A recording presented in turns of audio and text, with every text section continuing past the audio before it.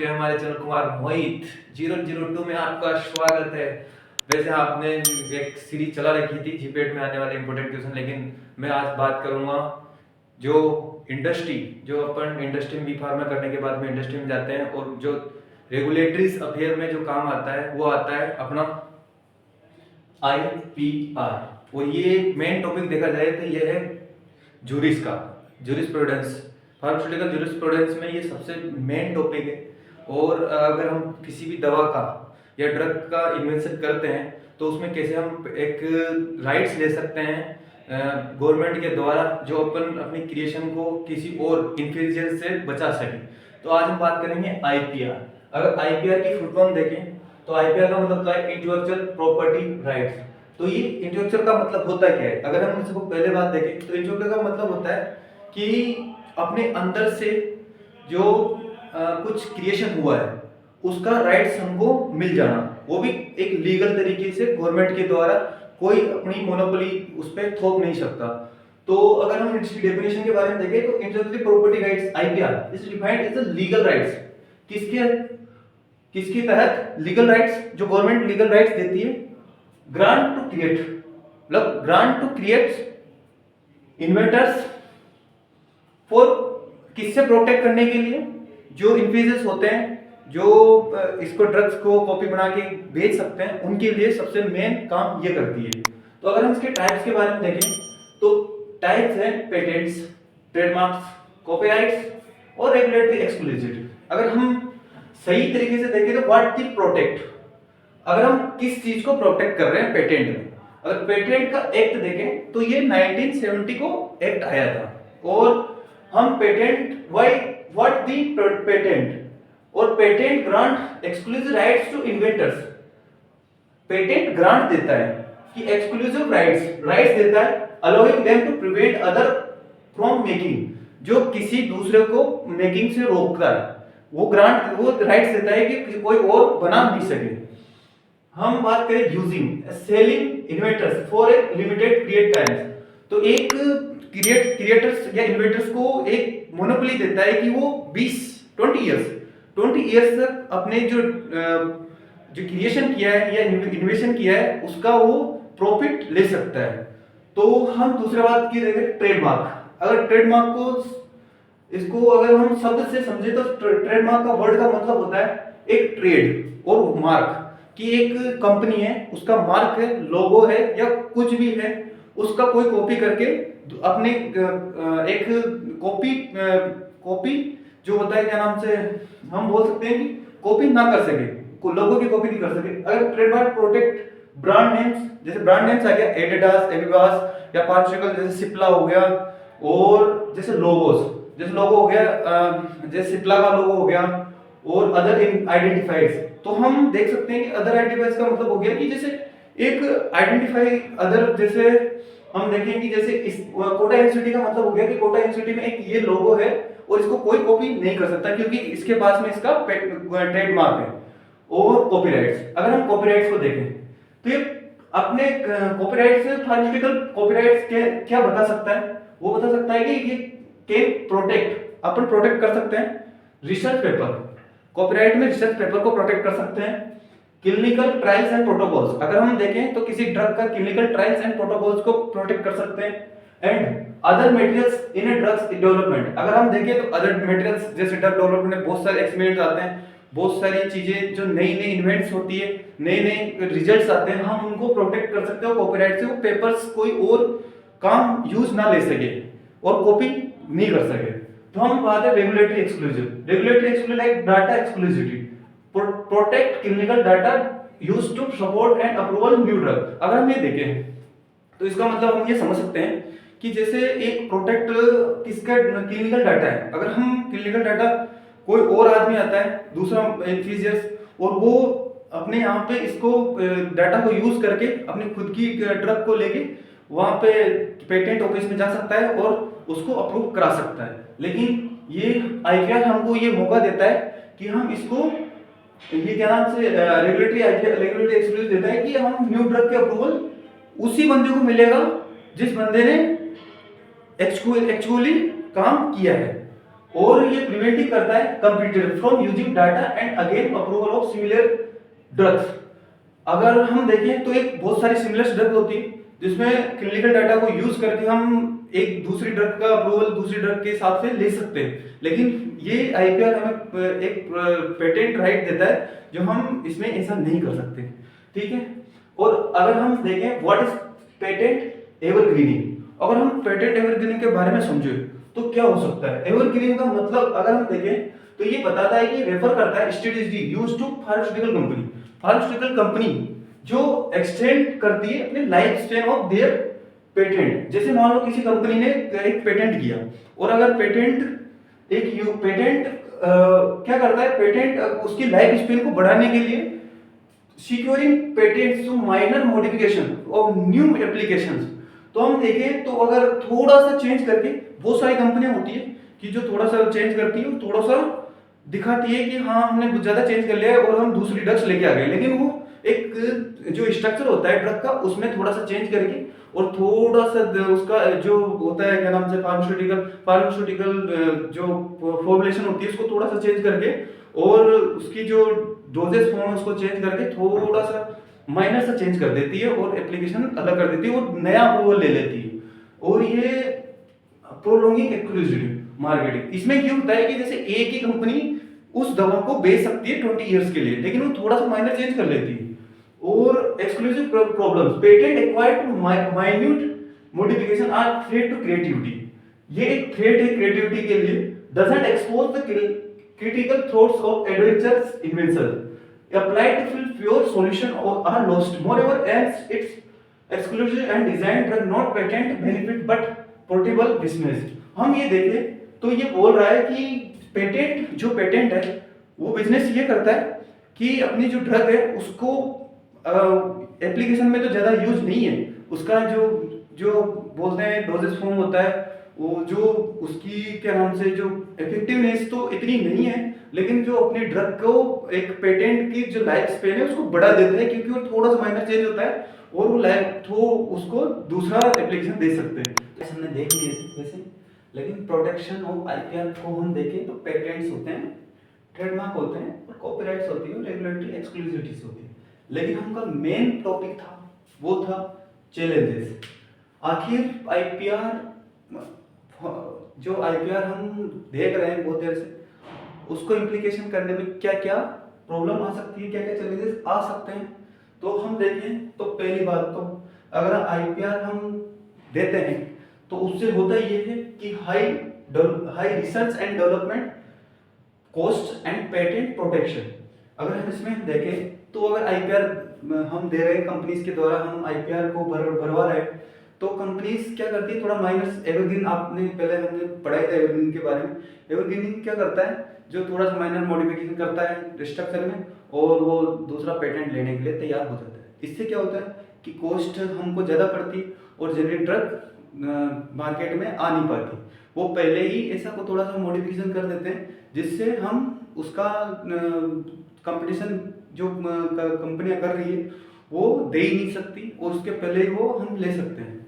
और इससे क्या होता है कि जैसे कंपनियां होती हैं जो जेनरिक दवाई प्रोडक्ट नहीं कर पा रही तो दूसरी दवाइयों पर, जैसे दूसरी ड्रग्स पर वो खर्चा जो उस पर खर्चा करेगी, तो उससे क्या होगा हमारी जो दवाई आ रही है पेशेंट के पास उसकी जो कॉस्ट बढ़ जाएगी और क्वालिटी थोड़ी सी कम हो जाएगी, क्योंकि बहुत सारी कंपनीज का कंपटीशन है। तो कंपटीशन होता है तो उससे क्या है, एक तो दवाई का जो मटेरियल होता है और जो कॉस्ट होती है उसमें ज़्यादातर जो रहता है वो डेवलपमेंट में लगा दिया जाता है, रिसर्च एंड डेवलपमेंट में लगा देता है। लेकिन जो उसकी क्वालिटीज़ होती है, जैसे एक्सपेरिमेंट की क्वालिटीज़ होगी, सारी क्वालिटीज़ होगी, वो उस पर ध्यान नहीं देते क्योंकि उसको रिसर्च में रिसर्च करके और जो कंपनीज उसको कंपटीशन दे रही है उनसे आगे निकलना है। कंपनीज का मेन मोटो रहता है कंपनी से आगे निकलना रिसर्च एंड डेवलपमेंट में। तो हम दूसरी बात देखें तो जेनरिक ड्रग प्रोडक्शन, अगर हम देखें तो the drug production the generic drug which is the cheaper alternatives of the patent drugs.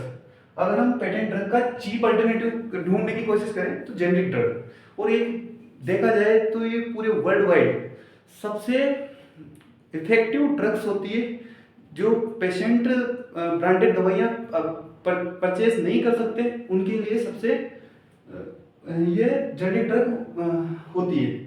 और हम देखें तो ये चैलेंजेस आते हैं कि प्रोटेबल जो प्रॉफिटेबल कंपनीज होती है वो अपने पेटेंट को होल्ड पे रखती है। ये तो सबसे ज्यादा होता है data exclusivity, protecting the exclusivity. अगर हम ये crucial role protecting significant investment of clinical trials and regulatory process. अगर हम ये देखें तो ये डाटा क्या करती है, डाटा को बाहर नहीं आने देती, हाइडिंग ऑफ डाटा करती है। इससे क्या होता है, जो रिसर्च में जो क्रूशियल रोल करता है, जो इन्वेस्टमेंट बढ़ जाता है और क्लिनिकल ट्रायल्स में और रेगुलेटरी प्रोसेस में। Author important aspects IP in the pharmaceutical industries ये है। और इसमें होता है independence, artificial intelligence. Artificial intelligence ये बहुत ही नया ब्रॉड टॉपिक है और ये आने वाले दिनों में कंपनीज में बहुत ज़्यादा यूज किया जाएगा, अभी भी हो रहा है बहुत ज़्यादा। इस पे आप गौर करके पढ़ लीजिएगा। Health care system must cheap pays to ensure that society recaps the benefits. The goal to legal science and content of subject of this research attends the exclusivity laws of fill the gap of pharmaceutical innovation with the help of artificial intelligence. हम देखा जाए उस gap को fill कर सकते हैं, जिस gap किससे फिल कर सकते हैं, एआई से। आर्टिफिशियल इंटेलिजेंस हम जो रिसर्च पेपर्स के जो गैप है उसको फिल कर सकते हैं। रिसर्च कंपनीज और जो कंपटीटर कंपनीज है उसके बीच के गैप्स को हम कम कर सकते हैं, किससे, एआई से। और ये एआई हमारे टाइम को बचाता है और जो न्यू क्रिएटिविटी है उसको लॉन्च करता है। तो हम देखें importance of IPR. Last topic है इंपॉर्टेंस ऑफ आईपीआर। आईपीआर जो इंपॉर्टेंस ऑफ आईपीआर अगर हम देखें तो ये पहली बात तो इन्वेस्टमेंट को प्रोटेक्शन करने का काम करता है। सबसे बड़ी बात, इन्वेस्टमेंट को प्रोटेक्शन करने का काम करता है। कैसे करता है, अगर हम देखें तो अगर आईपीआर भरते हैं, आईपीआर भरने के बाद में हम एक कंपनीज है जो उस ड्रग होता है उसको दूसरी कंपनी बना नहीं सकती। उससे क्या होगा कि जो इन्वेस्टमेंट है वो ज़्यादा होगा रिसर्च एंड डेवलपमेंट में। अगर रिसर्च एंड डेवलपमेंट में होगा तो वो इन्वेस्टमेंट को प्रोटेक्शन करने का काम कर रही है। जो क्या नाम से देखा जाए तो जैसे होता है कि कंपनीज पैसे लगाती है, जो मनी स्पेंड करती है रिसर्च एंड डेवलपमेंट में, तो ये वो इन्वेस्टमेंट को प्रोटेक्शन करने का काम करता है आईपीआर, कि कोई और कंपनी कॉपी या जो फॉर्मुलेशन है उसको बना के मार्केट में नहीं ला सके। दूसरी बात है क्वालिटी एश्योरेंस। सबसे मेन बात, क्वालिटी एश्योरेंस आईपीआर के द्वारा कैसे कर सकते हैं। अगर हम ये देखें तो आईपीआर सबसे मेन इंपॉर्टेंट रोल आईपीआर का ही होता है, क्योंकि इसमें जो दूसरी कंपनियां होती है, जो छोटी कंपनियां होती है या जो कंपटीशन की कंपनियां होती है, वो क्या करती है, जो उसकी क्वालिटी को गिरा देती है और क्वालिटी अश्योर नहीं करती है। उससे पहले उसके ड्रग्स के जो प्रोडक्ट हैं वो मार्केट में आ जाते हैं और उससे जो क्वालिटी पे बहुत ज़्यादा इफेक्ट पड़ता है और क्वालिटी अश्योर नहीं हो पाती है। अगर हम आईपीआर नहीं होगा तो क्वालिटी अश्योर नहीं होगा, कोई भी बनाएगा, कोई भी आएगा, कोई भी बना के चला जाएगा और कोई भी न्यू ड्रग्स आके हमारे को उसके एडवर्स इफेक्ट्स, उसके जो क्या बोलते हैं साइड इफेक्ट्स सारे अपने यहाँ पे जो पेशेंट है उनको दिखने लग जाएंगे और ये पेशेंट सेफ नहीं हो सकता। और देखा जाए तो ये इसका कल्चरल प्रिजर्वेशन, सबसे मेन बात कल्चरल प्रिजर्वेशन को देखें तो ये है, ये अपने कल्चरल को प्रिजर्वेशन करती है। तो हम देखें तो ये है मेन दो, एक टॉपिक है ग्लोबल ट्रेड पेस्टिलेशन। ग्लोबल ट्रेड फैसिलिटेशन का मतलब हो गया कि जो ग्लोबल ट्रेड होता है, जो कंपनीज जो ग्लोबल जो मल्टीनेशनल कंपनीज होती है वो ट्रेड करती है एक दूसरे देश में, तो उसके जो ट्रेड को एक जो बांधे रखने का काम करता है आईपीआर, जिससे कोई कंपनी आगे किसी की। सबसे बड़ी बात है कि पेटेंट कहाँ मिलता है और कौन देता है। तो हम बात करें जो डायरेक्टर ऑफ जनरल, जो इंडिया में पेटेंट ऑफिस होता है वो दिल्ली में है, वो वहां पे मिलता है। और अगर हम बात करें तो हम इम्प्लीकेशंस कैसे कर सकते हैं, जो evergreening leads to creating drugs which have insufficient therapeutic benefits. अगर ये एवरग्रीन का मतलब ये हो गया कि एवरग्रीन ये है कि थेरेपेटिक बेनिफिट्स जो होता है वो कम होता है एवरग्रीन, क्योंकि थोड़ा सा मॉडिफिकेशन होता है और एवरग्रीन थोड़ा सा उसका थेरेपेटिक जो इफेक्टिवनेस है वो कम हो जाती है। और however the hiding behind the innovative changes, ये एक चेंजेस होते हैं उनको हाइडिंग करता है। और changes pharmaceutical companies had tend to earn the profit. अगर ये सब किसके लिए किया जा रहा है, ये है प्रॉफिट कमाने के लिए कंपनियों के द्वारा किया जाता है। Trend to earn profit and country भी like India which is a developing block. India को हम देखें तो ये डेवलपिंग ब्लॉक है, डेवलपिंग नेशन है, तो people have affordable option like generic drugs. तो जेनरिक ड्रग का मतलब आप समझ ही चुके हैं, आपको पता नहीं होगा जेनरिक ड्रग का मतलब क्या होता है। पहले जेनरिक ड्रग के बारे में पता लगेंगे कि जेनरिक ड्रग होता है। हम देखें तो एक पेटेंट मिलता है, 20 इयर्स के लिए पेटेंट मिलता है। तो उसमें होता है कि अपन एक जो इन्वेस्टर होता है, क्रिएटर्स होता है, इन्वेस्टर्स होता है, वो 20 इयर्स तक अपने प्रॉफिट को ले सकता है, और उसके बाद में जो अदर जो कंपनीज है, अदर जो सारी कंपनियां हैं, वो उस ड्रग के जो फॉर्मूला को यूज करके दूसरी ड्रग्स बना सकती है। लेकिन इसमें क्या होता है कि एवरग्रीन में होता है कि वो जो ड्रग होती है उसका थोड़ा सा माइनर चेंज करके वो किसी और को, इन्वेस्टर को या किसी और कंपनीज को काम करने नहीं देती है।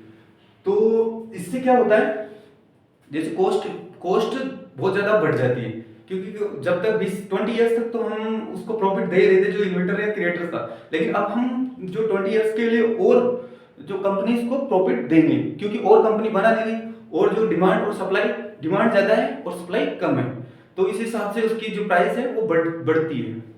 तो हम देखें इम्प्लीकेशन, हम changes implication companies trend to profit भी like which India is a developing block which affordable option like generic drugs. It's a profitable industry may come to after robbing from public without appraising serious health benefits to them. Serious benefit नहीं है, फिर भी हम इसको देख सकते हैं। इसका सॉल्यूशन क्या है? Review the original patent. Patent term को देखें तो पेटेंट को एक रिव्यू करना पड़ेगा, ओरिजिनल रिव्यू, और examine the subsequent patent feelings.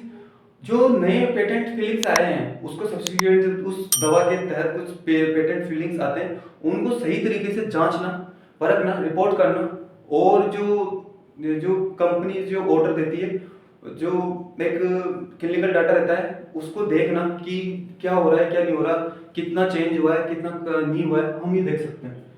और examine the scope of new patent हो रहा है उसके स्कोप को देखना। और हम अगर पेटेंट को सही तरीके से समझे तो पेटेंट एक बहुत बढ़िया ट्रिलियर है, जिसमें हम देख सकते हैं कि राइट्स देता है, लेकिन ये भी एश्योर रहता है कि कोई और कॉपी ना कर सके। तो हम इसी के साथ आईपीआर को खत्म करते हैं। आईपीआर एक बढ़िया टॉपिक है, हम इसको आगे चल के और इनके एमसीक्यूज लाएंगे। ये जीपेड में आते हैं, फार्मासिस्ट में आते हैं, एम्स फार्मासिस्ट में आते हैं, और क्या नाम से ऑल इंडिया फार्मासिस्ट में आते हैं। और ये बहुत ही जूरिस में देखा जाए तो ये टॉपिक बहुत ही बढ़िया टॉपिक है। और मेन बात तो ये कंपनीज के लिए बहुत ही इंपॉर्टेंट टॉपिक है, उसको समझना जरूरी है, क्योंकि जो कोई कंपनी बी फार्मा करके कंपनी में जाता है तो उसको रेगुलेटरी अफेयर्स के बारे में जानकारी होनी चाहिए। तो आज के बाद आपको आईपीआर में थोड़ा सा डाउट कम होगा। तो मेरी इच्छा यही है कि आप बस इस वीडियो को लाइक करें, सब्सक्राइब करें, और जो हमने जो ये सीरीज चालू की है उसका सपोर्ट करें, वीडियो को दूर तक फैलाएं। आप सभी का धन्यवाद, और हमारे चैनल को सब्सक्राइब करें, बेल आइकन को दबाएं। आपका मोहित कुमार बेरवा, और आपका चैनल है कुमार मोहित 002। धन्यवाद।